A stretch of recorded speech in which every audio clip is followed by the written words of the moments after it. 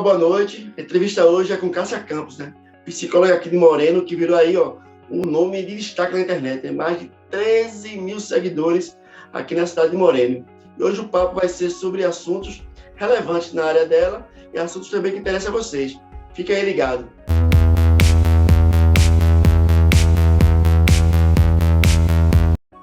Ô, Cássia, boa noite. Boa noite. Ô, Cássia, para começar, eu quero saber logo assim, faz um resumo aí da tua trajetória profissional pra gente, assim, um resumo bem legal aí da tua trajetória. Entendi. Meu nome é Cássia Campos, sou psicóloga clínica, trabalho há 3 anos na área clínica. Meu primeiro consultório foi em Casa Amarela, atendendo todas as demandas, a área infantil. Após isso, abri o consultório aqui em Moreno e fiquei apenas aqui em Moreno mesmo. Eu trabalho com avaliação neuropsicológica e também avaliação bariátrica para procedimento cirúrgico e também com ansiedade e depressão. Tenho meu Instagram com mais de 13 mil seguidores e tenho como tema ansiedade e depressão. Eu já quero também agradecer essa oportunidade pela confiança de estar aqui falando também sobre esses temas que são tão relevantes, que é a ansiedade e depressão, que a gente precisa falar cada vez mais. Ô, Cássia, o que é que te motivou a escolher essa área? Tu tá lá na faculdade, faz o Enem, né? Porque todo mundo, quando é criança, ou quer ser astronauta, ou quer ser policial, ou quer praticar esporte. O que foi que te motivou a seguir na área de psicologia? Os temas sempre me despertaram a atenção, principalmente na área da saúde mental. Aí passei um tempo na minha fase da adolescência e eu vi a necessidade e a importância de a gente cuidar da saúde mental. E foi a partir daí que me despertou para a área da psicologia.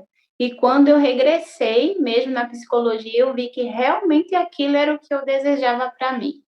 Foi um novo mundo e até hoje sou apaixonada pela psicologia. A gente, quando tem um amigo psicólogo, né, a gente sempre fica pensando que ele está analisando a gente, né? Então, no psicólogo, a gente até comentou hoje, fala que essa voz baixinha, mansa, né? Então, aqui pelo vídeo, eu estou analisando, está dizendo, a personalidade dessa pessoa, a personalidade, fica sempre esse medo aí, você está sendo analisado o tempo todo. Agora, me diz uma coisa, quando é que a pessoa, né, que ela muitas vezes reluta de procurar um profissional, né, tem aquele orgulho, né, aquela coisa da pessoa achar que não precisa de ajuda. Em que momento você acha que a ajuda é necessária para uma pessoa? Em que momento ela deve procurar ajuda profissional? Se está passando por uma depressão, por ansiedade, por um problema conjugal? Qual é o momento certo para se procurar um profissional? Às vezes, por causa do tabu e a banalização do sofrimento psíquico, impede as pessoas de buscar ajuda e muitas vezes de forma precoce, podendo não agravar o sofrimento psíquico e poder ainda melhorar, né, os sintomas. E isso faz com que isso agrave ainda mais. Eu creio que a gente buscar o atendimento psicológico é sempre como há uma demanda, uma necessidade. O que está te fazendo sofrer?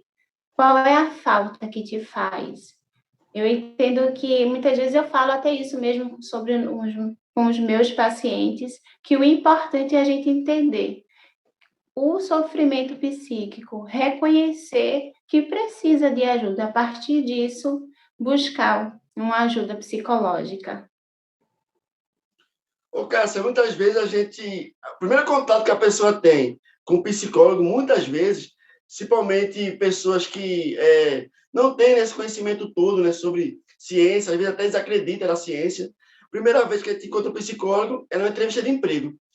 Você deve ter, na psicologia, nas milhares de cadeiras que teve lá, e deve ter tido esse estudo também. Você tem alguma dica a dar para alguém como se comportar numa entrevista de emprego? Tem alguma dica aí para a pessoa se comportar ou não? Não vai ter jeito, a psicóloga vai avaliar se ele está fingindo ou não. O importante é ser quem é, ser a pessoa mesmo, ser quem ele é, ser mais natural possível, né? Porque às vezes a gente fica, muitas vezes na entrevista, o entrevistante fica bem tímido, com ansiedade, a psicóloga ali vai estar ciente que vai estar de frente com a pessoa, vai existir uma ansiedade, e nesse momento é muito bom praticar respiração também diafragmática, relaxar um pouco e falar realmente o que sente, a verdade, ser o mais natural possível. Às vezes que a pessoa chega nervosa, né? Tem aquela lenda de, não, do jeito que eu bati a porta, do jeito que eu sentei, a psicóloga já me reprovou. Isso é lenda, né? É linda. Ali tem toda a avaliação, tem a entrevista, os testes psicológicos, tudo isso é um conjunto que vai ajudar a saber, né, se a pessoa está apta ou não àquela demanda, aquele trabalho. Há um ano atrás, né? Um pouco mais de um ano atrás, né? Milhões de pessoas ficaram isoladas dentro de casa, né? Não sem poder sair. Onde ligar a televisão, era só gente morrendo, era só sofrimento, né? E aí, muitas pessoas tiveram que conviver dentro de casa, muitos casamentos se acabaram por causa disso, muita briga, confusão. E, de repente, o isolamento acabou e a gente tem que voltar para o convívio social, né? Qual a dica você daria para a pessoa, né, que teve que sair do isolamento, voltar para o convívio social, né, com as pessoas do trabalho, sair do home office? Qual o impacto que isso tem na pessoa, na personalidade da pessoa, na nossa mente, quando a gente sai do isolamento para a vida social normal? Sim, a pandemia causou muitos impactos na vida de milhares e centenas de pessoas, né? Em ter que se adaptar, em ter de ter um novo mundo ali, que a gente não estava preparada pelo grande impacto que essa pandemia causou. Então, ali ficou muito tempo isolada, muita ansiedade, depressão, índices aumentaram muito, já é um índice grande e ainda aumentou ainda muito mais. Então, é bom que nesse momento tenha um momento de lazer, um momento para si, porque é de se observar que o isolamento causou muitas vezes isso, as notícias. Então, ter um momento de lazer, um momento para si. Às vezes as pessoas com tanta carga de trabalho, das atividades, se esquecem de si. E o olhar para si é muito importante. Deixe parar de se comparar, né? Parar de ter um momento para si, um momento de lazer. Isso é o importante. Ter um tempo. O Cássia, muitas vezes, né, algumas pessoas gerou até divórcio, né? As pessoas ficarem dentro de casa. Você casada há 10, 15 anos, aí não aguenta um ano dentro de casa convivendo, e isso gerou um grande aumento de divórcio. O que é que poderia proporcionar isso? Por que essa razão de a pessoa ter que conviver com a outra, não ter que trabalhar, ter que ficar dentro de casa, ter aumentado tão grandemente o nível de divórcio? O que é que tu acha? São duas mentes diferentes ali convivendo no isolamento social. Né? E às vezes a falta de diálogo abre espaço para o imaginário. E o que eu indico é o diálogo, que é muito importante nesse sentido. Parar para conversar de forma assertiva, não alfinetando o outro. Isso é relevante para que não haja tanto aí divórcio, né? A gente percebe que é muita pressão, né? Muitas vezes hoje os casamentos acabam por besteira, bobagem, né? A gente acha que quando alguém senta lá e conta o grande problema que ela está tendo, que ela não aguenta mais, às vezes quem está lá sentado diz, caramba, né? Porque às vezes não é violência, às vezes não é traição, às vezes não é uma coisa tão pesada, mas às vezes a pessoa, aquilo vai enchendo, né? Vai perdendo a paciência e a pessoa acaba indo embora. Ô, Cássia, me diz uma coisa. Existem diferentes técnicas para lidar com crianças e com adultos na questão da psicologia, ou é tudo a mesma coisa? Na área infantil é necessária a ludoterapia, né, que é através do brincar. É através do brincar que a gente vai entender o que é que aquela criança ela quer expressar. A criança é diferente do adulto. O adulto ele sabe expressar, falar o que sente. A criança ela se expressa através do brincar.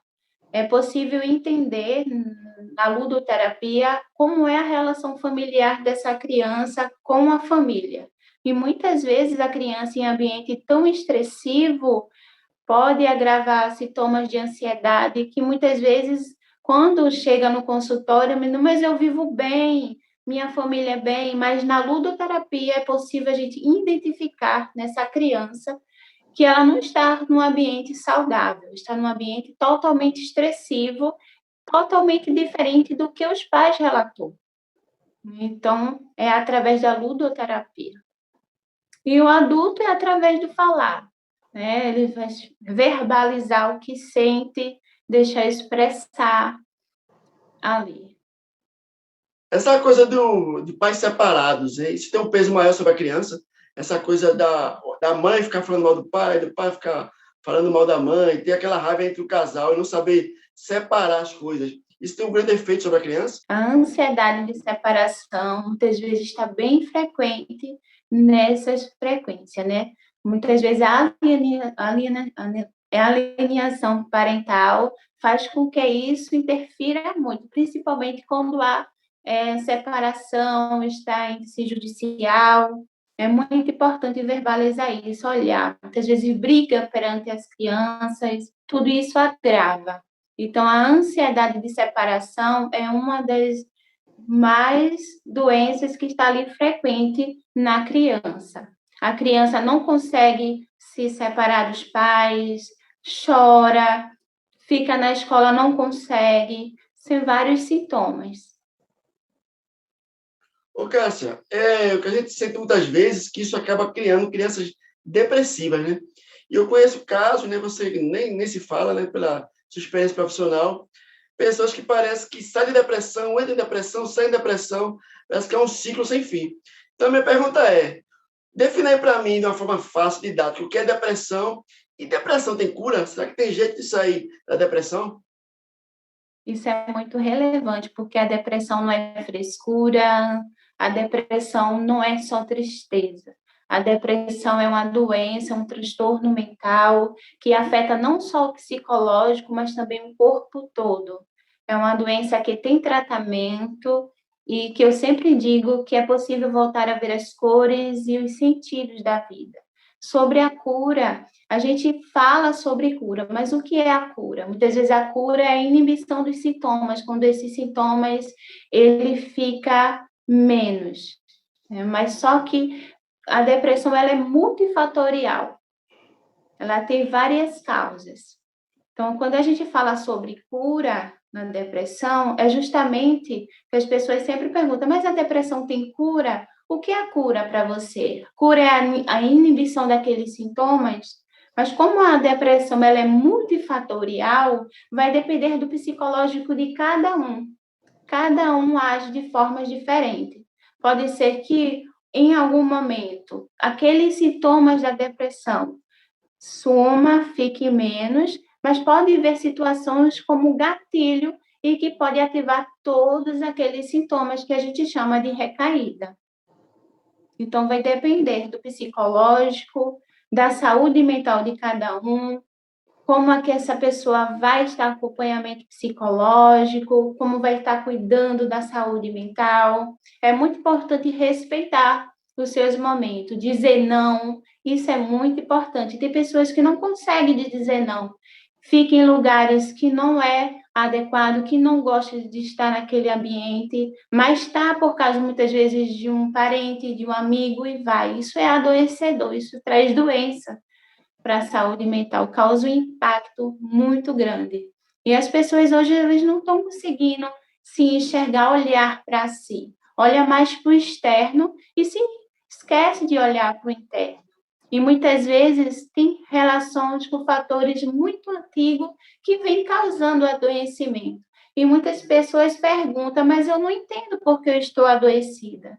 Muitas vezes porque está ali vindo aquele fator, aquele sofrimento psíquico, não vem do momento, mas vem de anos que vem causando sofrimento, mas foge daquele sintoma, buscando algo que possa preencher. E muitas vezes existe um vazio, um sofrimento psíquico, mas busca algo que o preencha. E muitas vezes nos vícios, no álcool, muitas vezes embalada, nas cervejinhas no final de semana, e isso vai agravando o sofrimento. E quando vem à tona, já vem sair de pior forma. Né? Vem aí a depressão no estágio mais avançado, porque não enfrentou, não buscou lidar com aquele sofrimento, com aquilo que estava causando dor, muito tempos atrás, foi acumulando sofrimento, acumulando tristeza. Por isso que eu sempre falo, falar é a melhor coisa que a gente pode fazer, porque quando a gente externaliza aquilo que a gente está sentindo, a gente dá compreensão àquilo que a gente sente. E aí a gente pode criar novas narrativas, construir novas histórias a partir disso, para que a gente possa lidar e ressignificar aquilo que está causando sofrimento. E às vezes as pessoas não olham para si, não olham para aquele sofrimento. Às vezes a dor é tão grande que a primeira coisa que deve pensar para fazer é fugir daquele sofrimento. Mas ele não sai. Eu costumo dizer que são enterrados vivos dentro da gente e sai da pior forma depois. E essa pior forma é através da depressão, através da ansiedade. Então, a melhor coisa que se deve fazer é sentir sofrimento, externalizar o que está sentindo, questionar por que eu estou sentindo isso. O que é que isso está me fazendo sofrer? E buscar compreensão, externalizar aquilo. Por isso que a ajuda psicológica, ela dá muito sentido a isso, porque através da fala, da compreensão, ajuda a dar novo direcionamento e a construir novas narrativas. Ô, Cássia, se a pessoa ela tem uma dependência química, né? Ele usa drogas, usa álcool, essa pessoa tem mais chance de entrar em depressão.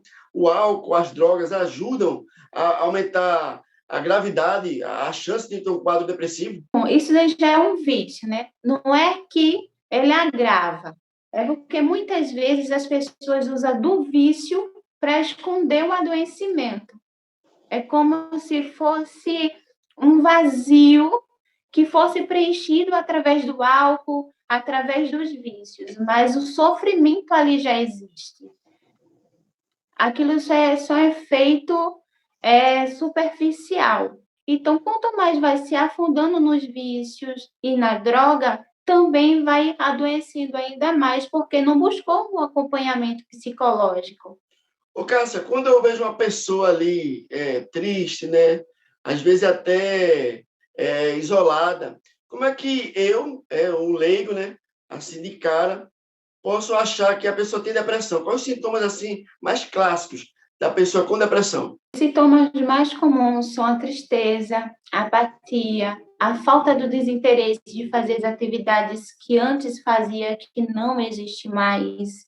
Muitas vezes essa pessoa que fazia uma determinada atividade não se sente mais com vontade de fazer, falta de sono, alteração do apetite e diminuição do apetite também, dores musculares e vários outros sintomas. Por isso que é muito importante a gente não desfazer, não banalizar o sofrimento do outro. Isso pode agravar ainda mais o sofrimento, podendo levar até o suicídio. Muitos casos de suicídio têm aumentado por causa da banalização do sofrimento. É muito comum a gente ainda ver na nossa sociedade as pessoas achando que a pessoa com depressão é uma pessoa que está com frescura, que é mimimi, que isso não existe, que é coisa do diabo. E não é, um sofrimento psíquico que exige atenção, que tem tratamento. Então, é muito relevante que a pessoa dê ouvido, escute, acolha aquela pessoa que está se sentindo triste, pergunte como está, esteja ali para acolher. Ô, Cássia, como a gente pode, né, às vezes, não confundir preguiça, pessoa desmotivada com depressão? Porque a gente é aquele adolescente chato, né? Tem uma idade que parece que o cara fica chato de galocha, né?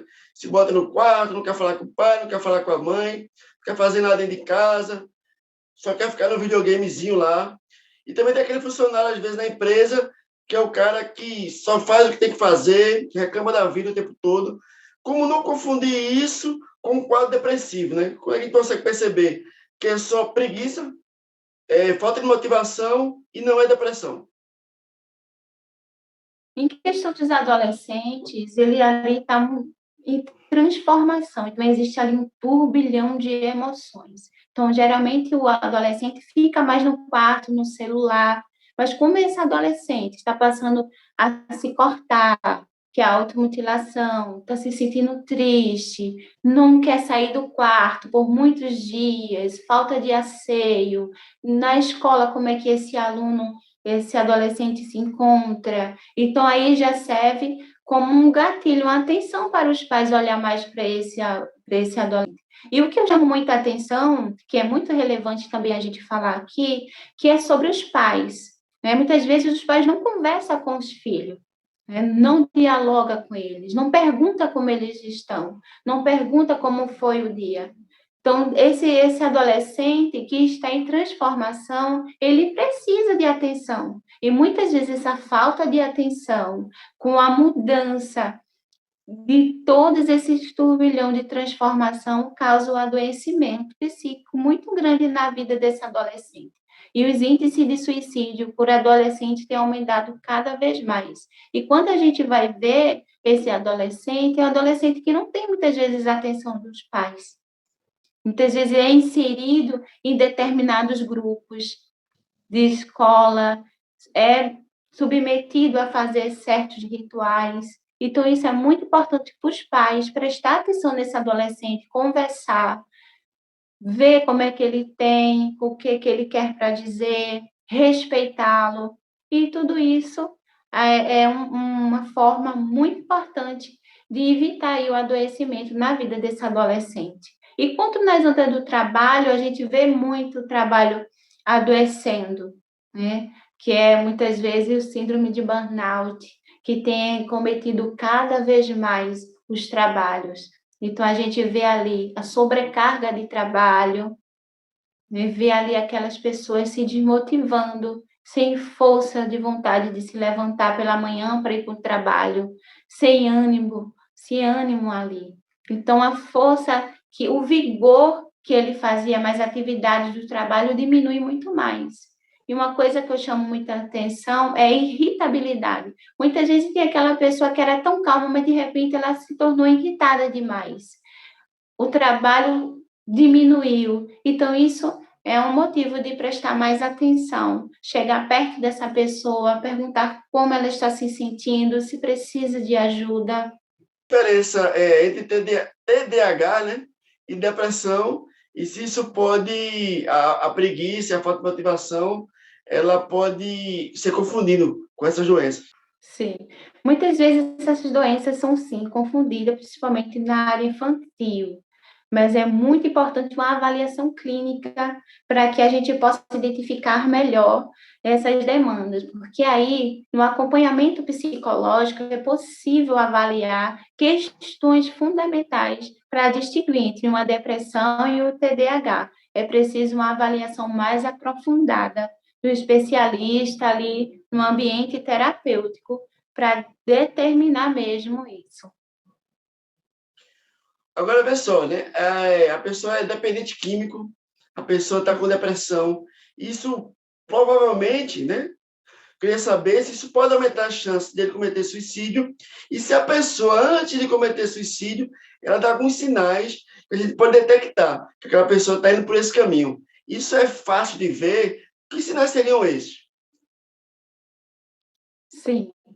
A pessoa com depressão, é como eu falei, ela busca algo para preencher, para fugir da dor. Então, é muito comum a pessoa com depressão buscar gatilhos, buscar questões para preencher esse vazio, que é a questão da bebida, dos vícios, do álcool e outras drogas. Então, é questão dessa questão. A pessoa com depressão aumenta ainda mais, que é os vícios, isso pode levar, sim, ao suicídio, se não buscar ajuda, o tratamento. E a pessoa que tem um vício, é viciada em drogas, ou a pessoa que já teve depressão, isso é um quadro agravante, aumenta a chance da pessoa ter, se suicidar, né? Se cometer o suicídio, isso aumenta a chance?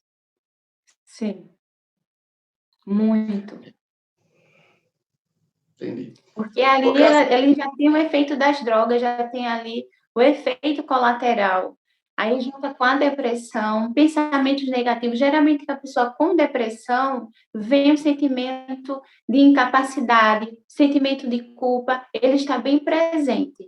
Então, isso vai cada vez mais levando para que a pessoa busque a botar fim na sua vida, porque ali ele não consegue enxergar a saída. O suicídio, eu sempre costumo dizer, que é ali um sinal do estágio mais avançado da sua dor, da dor mais profunda, onde ele ali não está enxergando mais solução, é onde ele busca ali o suicídio. Mas é muito importante entender também que o suicídio ele pode ser prevenido.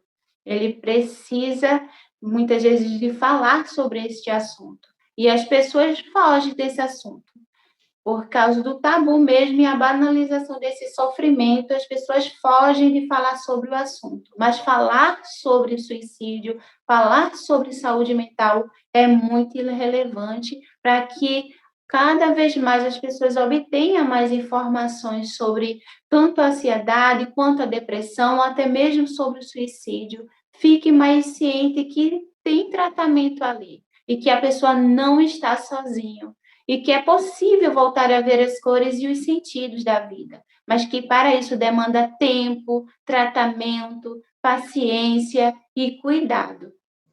Por isso que é importante buscar uma ajuda psicológica, uma ajuda especializada. Geralmente a pessoa com depressão, ele tem níveis, vai de leve, leve a moderado, moderado a grave e a grave. Quanto mais precoce buscar ajuda, mais chances, né, de remissão completa e de agravamento do quadro. Você já chegou a perder algum paciente para depressão? Você está tratando ele, tendo aquele trabalho, aquele cuidado, ele abandona o tratamento e chega a optar por isso, pela morte? Não entendi a pergunta, Você por já chegou a favor. perder algum paciente, né, com depressão Não, para o suicídio? Essa pessoa abandonou o tratamento e acabou cometendo esse ato contra a própria vida? não, ainda não. Mas comumente pessoas que chegam ao consultório com pensamento suicida, a gente busca ali tratar, acolher aquela pessoa para que ela possa expressar naquele momento o que está sentindo. Eu acredito que muitas vezes a pessoa com depressão, ela não consegue expressar o que está sentindo pelo que o outro vai pensar, o que o outro vai agir sobre ela. É muito importante, principalmente pela questão familiar. Muitas vezes a pessoa com depressão está ali convivendo e muitas vezes tem tratamento psicológico, mas aquela família não entende, não é informada sobre depressão. Então está continuamente dizendo: tu estás com frescura, tá com preguiça, estás fazendo isto. Então, geralmente a pessoa com depressão, ela é mais sensível. As palavras se tornam mais intensas, porque ali os pensamentos negativos, ele vem muito à tona, está ali contínuo. Então, vem a incapacidade, a pessoa não consegue fazer determinadas tarefas. Muitas vezes, mulheres que deixam de fazer os seus afazeres, vai ficando lá, o marido chega do trabalho, não compreende que ali é um adoecimento psíquico, começa a falar palavras que não são assertivas com essa mulher. Então, isso vai agravando ainda mais o quadro depressivo. Se ela não buscar uma ajuda, compreensão, pode levar ao suicídio. Por isso que é importante o tratamento de forma precoce. Eu sempre bato sobre isso, tratamento de forma precoce, porque a gente pode evitar muitas coisas. Pode evitar ali o suicídio. E o índice está se agravando cada vez mais. O Brasil é o primeiro, né, índice de casos de suicídio. Está entre os primeiros, e isso vem agravando. Por quê? Porque as pessoas não estão falando sobre isso, não estão se cuidando. Olha mais para o externo do que o interno. Então, é comum receber pacientes mesmo que dizem: para mim não era importante cuidar da saúde mental. E hoje eu estou aqui, eu não aguento mais esse sofrimento. E quando ela começa a colocar para fora o que se sente, quando ela começa a dar compreensão, começa a ter novos horizontes, começa a ter novas narrativas. E é muito lindo a transformação. É muito lindo quando a gente presencia essa mudança desse paciente. Eu comparo o paciente com depressão muitas vezes com uma mola, né, que está ali, ela geralmente a mola ela vai e volta. O paciente com depressão, ele vai e fica ali preso para voltar em si dar trabalho. Então, isso que eu chamo de depressão, comparando, né? E ali é muito importante que ele se conheça, passe a olhar mais para dentro. O que é que adoeceu? Por que não está conseguindo lidar com aquilo? O que fazer com aquilo que lhe causou sofrimento? Muitas vezes as pessoas olham mais para a dor do que o que fazer com ela, e ali pode ser um aprendizado.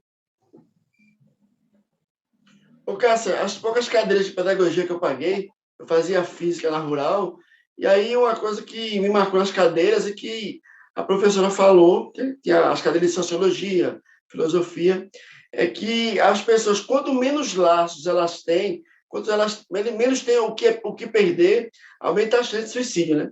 É quando a pessoa não vê mais sentido na vida, né? É verdade isso, pessoas que têm família, têm filho, têm emprego, tem igreja, a chance de não se matar é maior? Nem sempre. Porque às vezes o sofrimento psíquico, ele, às vezes a gente convive com pessoas que sorri, que brinca, que está ali no meio de uma turma, mas depois que aquilo vai embora, eu sempre costumo dizer, no silêncio da noite, naquele travesseiro, quem conhece essa pessoa? Somente ela. Então é neste momento que o sofrimento e a depressão vêm mais à tona. A pessoa com depressão, ela se sente muitas vezes muito só, mesmo estando rodeada de pessoas. E é comum, a pessoa mais se matou, mas ela sorria tanto, brincava tanto, mas ali existia um sofrimento muito profundo que precisava de atenção e que dava sinais. E justamente esse acolhimento, né, ajuda, não que impeça, mas ajuda a pessoa.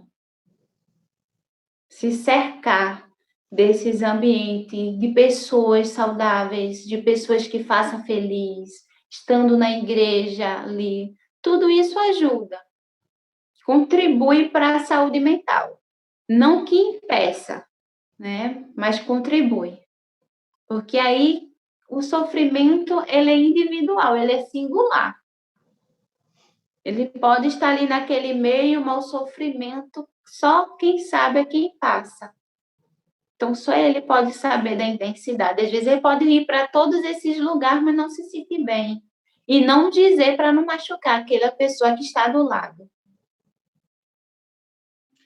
A gente vai conversando, às vezes dá aquela pausa, porque aquele estilo de psicóloga, de monge budista, às vezes eu acho que é para eu falar, mas é uma pausa, mas é bom, porque é até uma voz que vai acalmando a gente, né? Aí acaba sendo consultado ao mesmo tempo.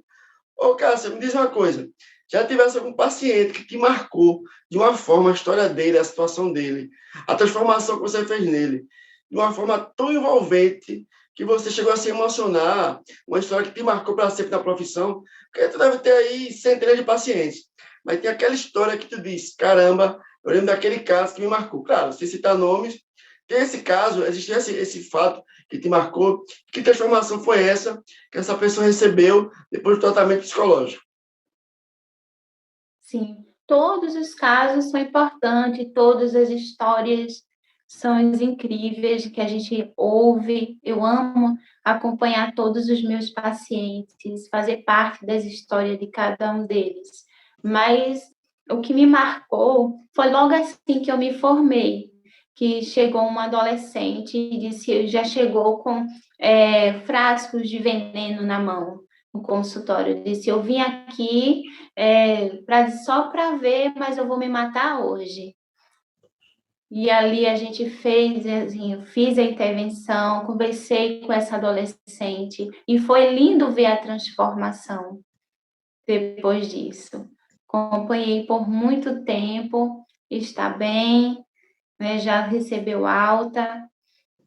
É muito incrível isso. Eu confesso que eu me choquei no início, porque logo assim que eu me formei, olhei aquela adolescente ali, já com aquele frasquinho de veneno na mão, foi impactante para mim no início. Já chegou o caso, já aconteceu com você, de você acabar virando amigo dos pacientes? Eu lembro porque eu já fiz terapia, né? E acabei virando amigo da minha psicóloga, né? Mais tarde. A gente virou amigo. E a pergunta é: depois que vira amigo, ainda dá para ser a psicóloga daquela pessoa? Eu acredito que psicóloga não é amigo. Psicólogo ele está ali para lhe ajudar, né, a construir novas narrativas, a construir novas histórias. Ali existe um elo entre o psicólogo e paciente que é muito importante, né, para fixar ali, para começar o tratamento é importante, mas amigo não. A gente está ali para ajudar, não Você já para virou ser amigo de amigo. algum paciente e teve que mandar ele para outro? Olha, não dá mais para a gente Não. ser minha paciente, ser meu paciente, porque já virou relação de amizade. Já aconteceu isso? Não, estou ali para acolher o meu paciente, para ouvi-lo, para estar com ele neste momento, nesta travessia, né, para criar novas narrativas junto com ele. Ali tem sim um elo de amor, um elo de carinho com o paciente, mas não de virar amizade, não. De se encontrar fora ou algo parecido, não. Mas já tivesse algum lugar assim, num restaurante, algum lugar, minha psicóloga ali, olha, já aconteceu isso Sim, contigo? De repente fica sim. lá, pessoal, aqui, o pessoal às vezes confunde as coisas, né? Não, é comum a gente estar no restaurante e de repente chegar pacientes. Ali a gente se cumprimenta, né? Mas sempre com ele lá, no cá, Mas tem gente estamos também que tem vivos. vergonha de dizer que está fazendo terapia, né?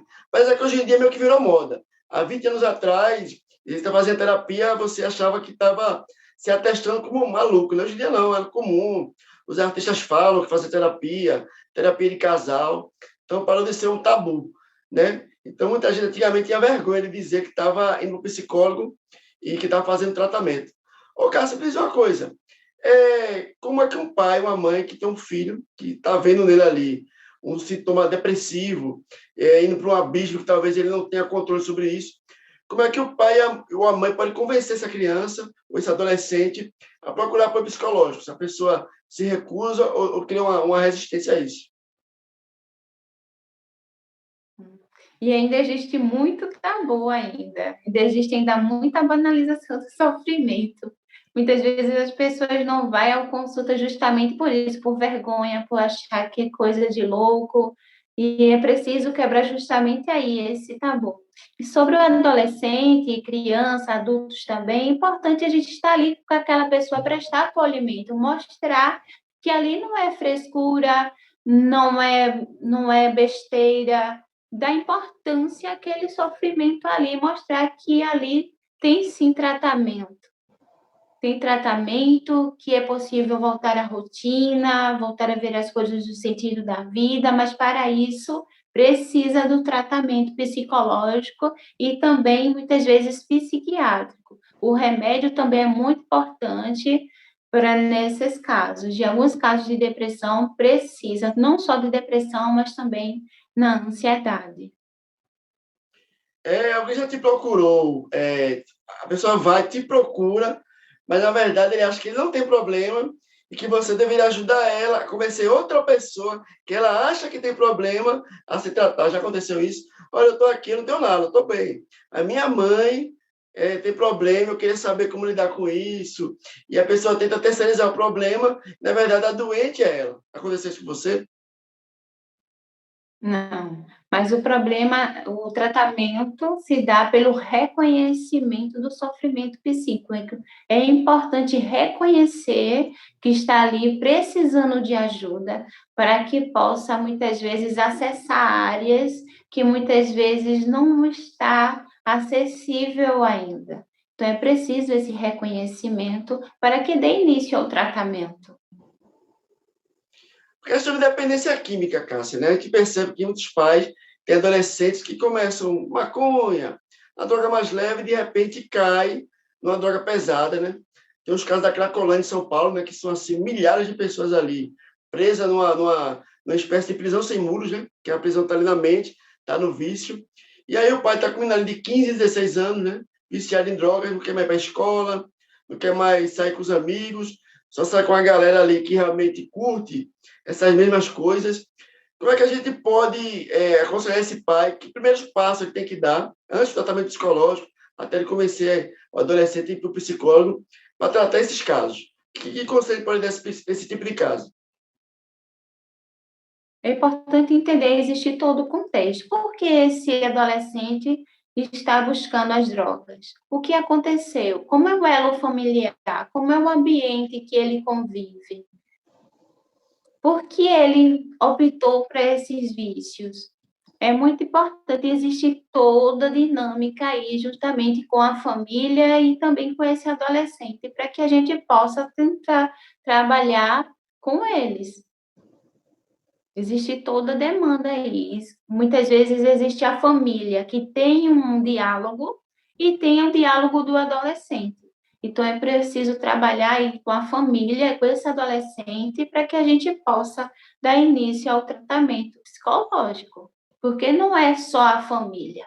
A família ela tem um tipo de diálogo e o adolescente ali tem outro. Então é comum a gente receber no consultório pais que diz não, meu ambiente familiar é tranquilo, é um ambiente de amor, um ambiente de carinho, eu dei carinho, eu ensinei a esse adolescente, essa criança, e quando a gente vai entrevistar o adolescente e a criança na ludoterapia, existe outra história, histórias completamente diferentes que a que os pais nos trouxeram. Então, existe a história dos pais e existe a história do adolescente. Muitas vezes são pais que negligenciam esse adolescente, pais que não dão atenção, ambientes de conflito, de estressivo. Tudo isso é possível ver dentro do ambiente terapêutico, no acompanhamento psicológico, porque sempre existe uma história para ser trabalhada, existem dores a serem acessadas, que muitas vezes são completamente diferentes da dos pais. Então, existem duas histórias que é preciso essa avaliação, não só com a família, mas também com o adolescente ou a criança.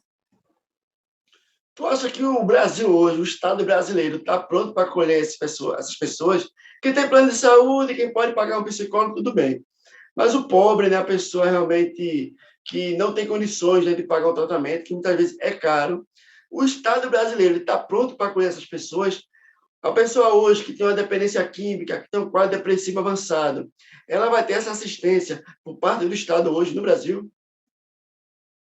É bom ressaltar o fortalecimento das políticas públicas, né, para que eles possam estar mais atentos a essas demandas, para acolher essa determinada público, essas demandas. Aí vai por cada estado, cada cidade, como se trabalha ali. Eu acho que Moreno hoje está preparado para isso. Eu sou um jovem de comunidade, não tenho condições. Hoje, Moreno está preparado para dar essa assistência, sem ser particular, uma assistência que eu possa ter do Estado, da Prefeitura. Tu acha que ele está preparado para isso hoje? O Moreno deu ainda um avanço. Eu não posso falar de forma aprofundada, porque eu não convivo diretamente com os trabalhos, com as fontes, mas ele já deu um avanço. Antigamente eu nem ouvia falar sobre psicólogos, sobre essa assistência. E hoje em dia eu já vejo bastante. Eu creio que sim. Hoje em dia não ainda precisa de mais acolhimento, dar mais atenção, mas já deu um avanço. Acredito nisso. A gente antigamente foi criado com aquela ideia, né, de que bater nas crianças, né, porrada, aqui no interior é tabica, cinturão, chinelo, é o método, eu sempre digo que é o método havaiano, né, porque o cara usa a havaiana para resolver o problema. Então, esse método hoje, né, a psicologia tem avançado tanto, né, Vygotsky, Piaget e outros mestres aí da psicologia, nesses mais de 200 anos, hoje bater resolve, ou existem outros meios muito mais eficientes para se educar a criança. De forma alguma, nada melhor do que um diálogo, nada melhor de uma forma assertiva conversar com essa criança, com esse adolescente e ver meios para adequar, né, a essa determinada adolescente ali. Muitas vezes o adolescente tem birra, diz que não vai, e muitas vezes os pais iam lá, batia. Por que não conversar com esse adolescente? Por que não ver formas mais adequadas para ali conseguir, né, um consenso, um diálogo melhor com esse adolescente, com essa criança? A punição em si, em vez de melhorar, vai piorar, criar revoltas, ódio, rancor. Não vai fazer bem à saúde mental. Mas tem pai que chega no psicólogo e ainda resiste a esse tipo de tratamento, dizendo, no meu tempo, ninguém... Tem aquela história, né? Ninguém deu para marginal, ninguém virou bandido, porque minha mãe ia lá e batia e batia. Tem gente que não insiste nisso, que diz que não vai deixar de bater, porque só tem esse jeito, só acredita nesse método. Acontece ter pais assim, com essa mentalidade. Acredito que ainda pode sim existir, mas ali, como está buscando acompanhamento psicológico, né, duas formas: ou adoecimento, ou um filho mais saudável futuramente. Então, ali impor, né, dizer que não é para bater nessa criança. Qual é a escolha? Um filho não saudável ou um filho saudável ou um filho adoecido? Um filho saudável é bem melhor, né? Então, é muito importante criar métodos saudáveis para lidar com essa criança e esse adolescente. Pensando nisso, o meio de bater não é saudável. Aquele pai que dá tudo para a criança vem para compensar, né? Até aquele pai ou é separado, só vai lá fim de semana, né? Que parece aquele super-herói que só aparece para levar para o Game Station, para passear, e a mãe que aguenta ali o dia a dia, a birra, a escola, e muitas vezes enche aquele de presente para compensar essa falta. Isso aí faz mal para a criança? Será que só dizer sim para a criança, deixar ela fazer o que quiser? Isso vai criar um adolescente doente, um adolescente que não vai saber lidar com frustração? Como é que a gente poderia entender isso? Com certeza. Dizer sim o tempo todo não é sinal de amor, né? Amor é dizer que não também.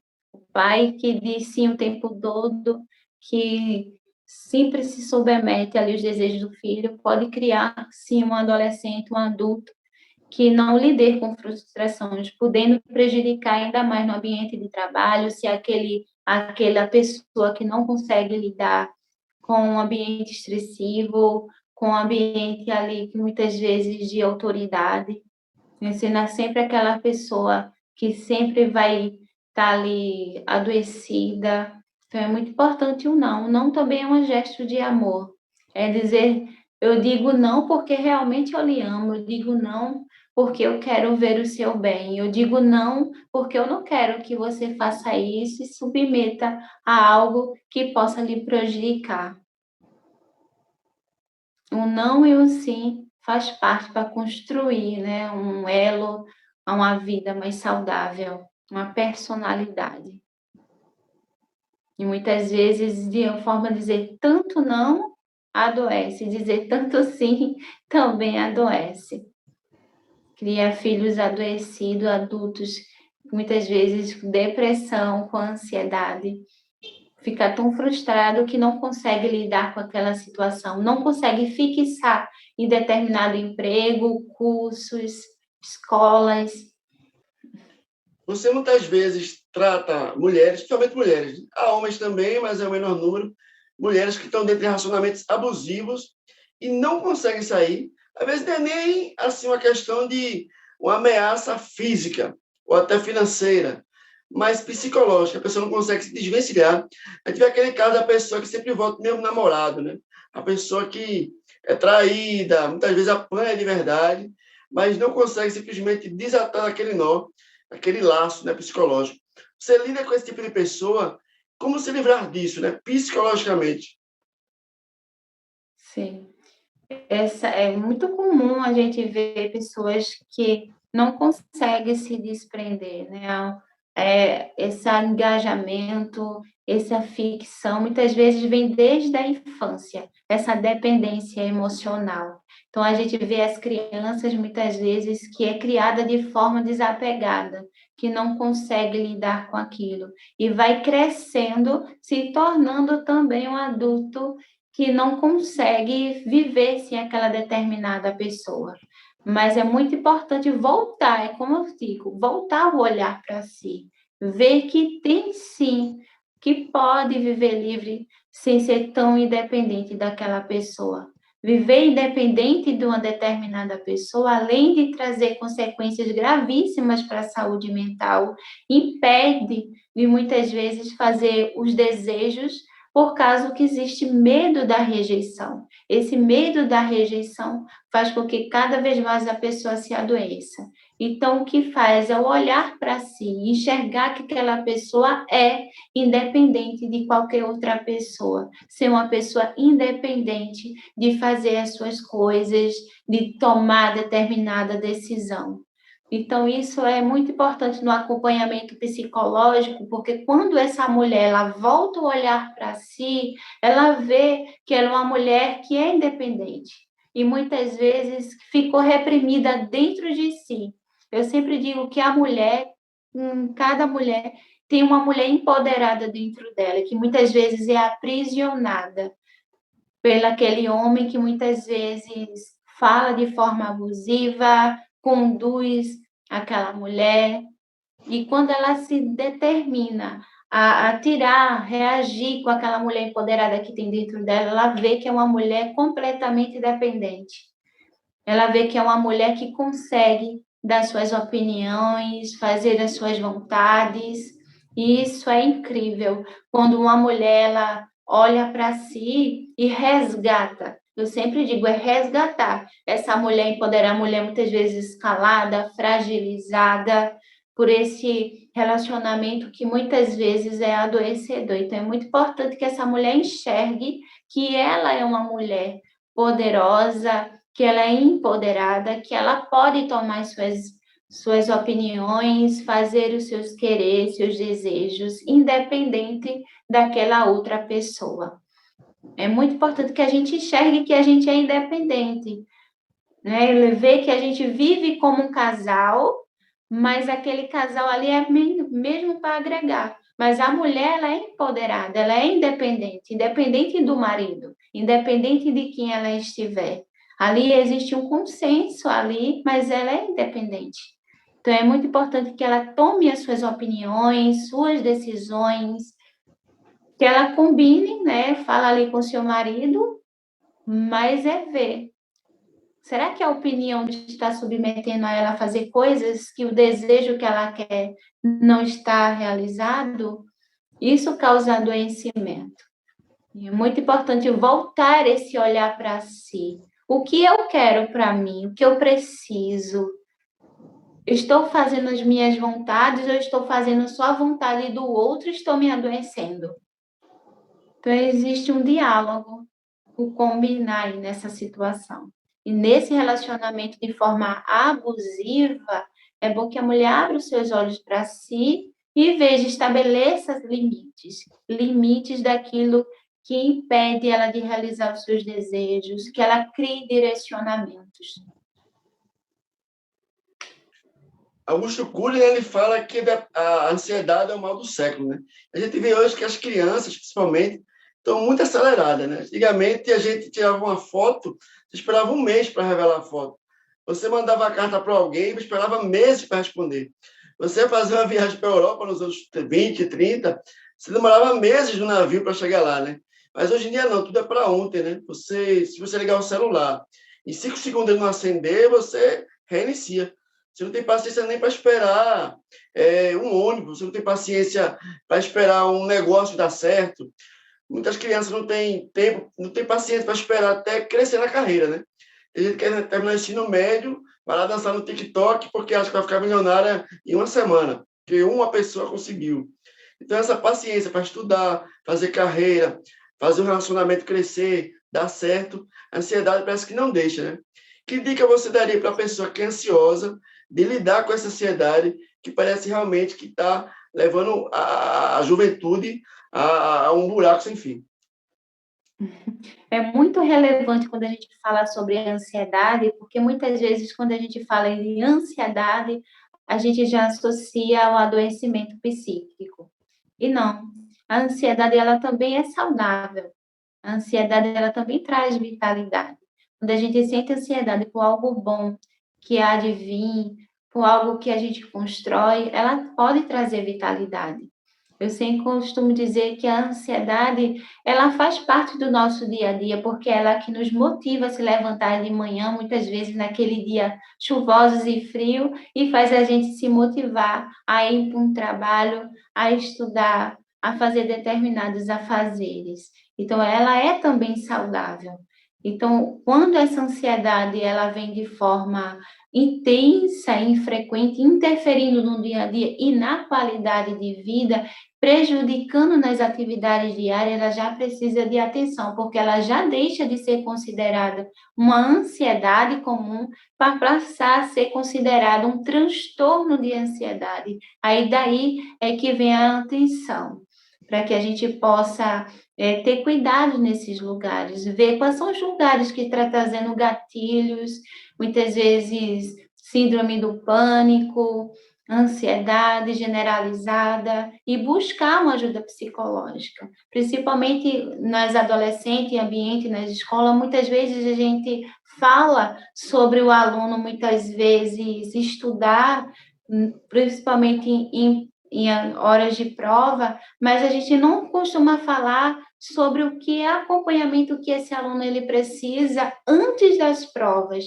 né, que precisa ter esse acolhimento muitas vezes no ambiente familiar, muitas vezes na escola.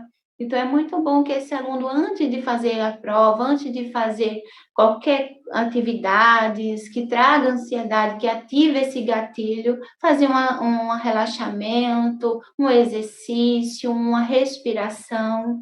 Isso ajuda bastante naquele momento. E, claro, o acompanhamento psicológico é relevante para que possa dar compreensão ao que vem acontecendo na vida atualmente ou no passado presente. A gente, muitas vezes, né, o psicólogo está ali o dia inteiro, escutando problemas, dificuldades, pessoal ansioso, depressão, problemas de usuários de drogas, problema de casamento, problema. E aí eu fico pensando assim, quando é que o psicólogo surta? E aí, às vezes, o psicólogo precisa de psicólogo? Já aconteceu com você? Todo mundo precisa de um acompanhamento psicológico. Inclusive, eu tenho minha psicóloga. A gente é instruída, a gente não pode estar assim. A gente tem nossos problemas pessoais também, né? Às vezes a pessoa tem uma visão completamente diferente do psicólogo, mas o psicólogo tem uma forma de lidar com determinados assuntos, mas ele também tem suas demandas, né? Então, eles precisam também de psicólogo. Para a gente cuidar dos nossos pacientes, a gente precisa estar bem conosco. Se a gente não estiver bem conosco, a gente não tem como transmitir isso para o paciente. Então, é preciso também um cuidado de si para poder cuidar do outro. Porque se a gente não cuidar de si, não pode cuidar do outro. Isso transmite. Então, sim, eu tenho meu acompanhamento psicológico sobre as minhas demandas também, desde o período de faculdade, que a gente é instruída a ter um acompanhamento psicológico, não deixei mais. Aprendo muito com a minha psicóloga também, e isso é relevante, porque o psicólogo ele precisa estar bem para poder cuidar do outro. A gente vê que você sempre está fazendo vídeos lá no Reels, né? Lá no Instagram, e fala sobre vários assuntos importantes, assuntos relevantes. Mas o que é que acontece? Que dica você poderia dar, fazendo assim um resumo daquele vídeo, dos vídeos que mais fizeram sucesso, para a pessoa poder manter a saúde mental, né? A pessoa está hoje aqui, vendo esse vídeo, sem tempo de ir no psicólogo, está pensando em ir no psicólogo, mas que dica ele podia ter no dia a dia, no seu trabalho, para manter pelo menos um mínimo de saúde mental? Existem várias coisas, inclusive não fazer aquilo que não tem vontade de fazer, inclusive não deixar, tá dizendo sim o tempo todo para as questões que não sente vontade de fazer, tendo um momento de lazer para si. É muito importante esse momento de reconhecer a si mesmo, momento de se escutar, dar ouvido para si, entender o que precisa resolver, né? Muitas vezes entrar em contato com o desconhecido, que aquilo que muitas vezes não está nem conhecido ainda, mas que está causando dor e sofrimento. Por que isso está me causando dor e sofrimento? Por que isso está me adoecendo? Então, é muito importante se questionar dentro de certas questões, porque é através dos questionamentos que vai vindo novas formas de lidar com aquele determinado assunto, e aí, a partir daí, a gente pode associar aquilo levando para uma nova cadeia associativa e dando um novo significado. Então, é muito importante se questionar em determinados assuntos, questões, está no trabalho, não estou me sentindo bem, estou angustiado hoje, o que eu devo fazer? Por que eu estou me sentindo angustiado hoje? Por que eu estou me sentindo assim? Ah, eu estou assim por causa de determinada coisa. Por que isso está me fazendo mal?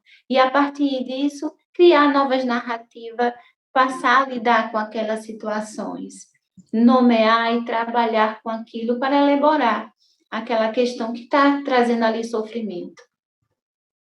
O autoconhecimento é muito importante, porque ele leva a lugares que a gente muitas vezes não acessava e que abre possibilidade para o novo conhecimento. E quando a gente se conhece, a gente cria novas narrativas. Porque aquilo que me ofendia, por que aquilo me ofende? Se eu me conheço, aquilo não vai ter importância. Por isso que é importante, eu sempre digo que no autoconhecimento a gente dá várias direções àquilo que nos causa sofrimento e dor. O exercício físico ajuda a pessoa a ter uma saúde mental melhor. O marombeiro, ele é mais feliz. Não é que ele é mais feliz, o exercício físico ele contribui para a melhora da saúde mental. Ele não é tudo, mas ele contribui. Uma pessoa com depressão, ela vai fazer exercício, ela não vai fazer um exercício físico na primeira vez com vontade. É fazendo exercício físico e aos poucos ele vai voltando àquela vontade de fazer os exercícios. Então, isso não contribui. Né? A marombeira, porque está ali o tempo todo, ele é mais feliz, de forma alguma. O sofrimento psíquico, ele é singular. Cada um sabe a forma de lidar, de sentir, cada um sabe a sua intensidade. Então, não é porque ele está ali, ele é mais feliz. Ele tem a vida dele, ele sabe o que faz sofrer ou não. É diferente daquela pessoa que já está em sofrimento psíquico ali. Você trata muitos casos, aparece ainda muitos casos. Hoje em dia, eu sinto que se falou eu sinto que hoje em dia se fala pouco menos disso, sobre bulimia e anorexia. Existem muitos casos de bulimia e anorexia que aparecem no seu consultório. Isso ainda é um mal muito forte na sociedade. Eu sei que afeta mais mulheres do que homens, né? Mas ainda é muito forte isso. Hoje eu vejo que se fala menos nisso. Sim, ainda é um assunto bem ativo e bem frequente. Se dá muitas vezes para a comparação, muitas vezes a mídia também proporciona isso, com a comparação com o outro. porque ele está ali, ele é mais bonito do que eu vou fazer isso de forma acessível. Então, é muito importante essa questão que a gente começou a falar do autoconhecimento. É muito importante que a pessoa se conheça. Então, se você se conhece, você vai gostar daquilo que existe em você. Às vezes, até os nossos defeitos, ele é lindo, né? Então, é muito importante se conhecer, porque muitas vezes se dá pela comparação, pela exigência. Existem vários contextos ali para que a gente possa trabalhar e saber realmente quais são as causas que estão causando essa bulimia. Mas, geralmente se dá por comparação com o outro. A gente vê que tem muitos modelos famosos, né? São estrelas lindíssimas, e aí sempre está desconfortável com o seu corpo, desconfortável com a sua aparência, e parece que é uma doença que não para, né? Porque a gente olha e diz, caramba, a pessoa é perfeita, mas na mente dela, né, ela tem uma visão distorcida do próprio corpo. Ô, Cássia, qual é a maior recompensa hoje, né? Eu não sei quanto tempo ela está formada, quanto tempo psicóloga já? Eu me formei em 2018. É 4 anos. Aqui nesses 4 anos que você tem de psicóloga, nesses centenas de pacientes que já atendeu, né? Experiência que você tem hoje, né? Talvez seja, eu posso estar até me enganando, mas talvez a psicóloga mais conhecida de Moreno, né? A mais buscada, a mais procurada. Hoje em dia, né? Qual é a sua maior recompensa, né? Profissional? Que você diga, caramba, a maior recompensa da minha profissão hoje é isso. Qual seria essa recompensa? A recompensa é ver as melhoras dos meus pacientes. Cada vez mais que eu vejo as melhoras deles, isso aí não tem preço. É muito lindo ver a transformação. Cada vez mais eu me apaixono pela minha profissão. Vejo que cada vez mais é realmente isso que eu escolhi para mim. Participar de cada história, pela confiança que cada um tem em mim, de confiar suas histórias, de muitas vezes acessar, né, colocar para fora aquilo que tem de mais íntimo dentro de si, acompanhar toda a trajetória, é incrível. Não tem preço, é incomparável. Ô, Cássia, essa pessoa que está assistindo a gente agora, né? Que está ali para fazer o Enem, não sabe o que vai seguir. Que conselho você daria para a pessoa que está pensando em fazer psicologia, né? Um dia você viu um vídeo, conversou com alguém e decidiu pela psicologia, né? Então hoje você está nesse papel de ser a psicóloga de sucesso.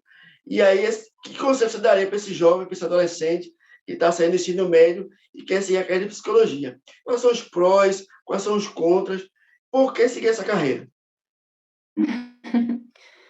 Né? Ler é muito importante, né? Para quem quer ir regressar na psicologia, a leitura faz muito parte da psicologia, né? Para que a gente possa mergulhar cada vez mais nessa leitura, buscar também acompanhamento psicológico. O psicólogo, ele precisa também estar em acompanhamento psicológico, para que ali a gente aprende muito. Eu me lembro quando eu estava na faculdade, e a minha psicóloga ali, a minha professora, falava ali: vocês têm que estar em acompanhamento psicológico, porque vocês precisam estar bem. E através da terapia, vocês também vai ali se identificando. Será que é isto mesmo que eu quero?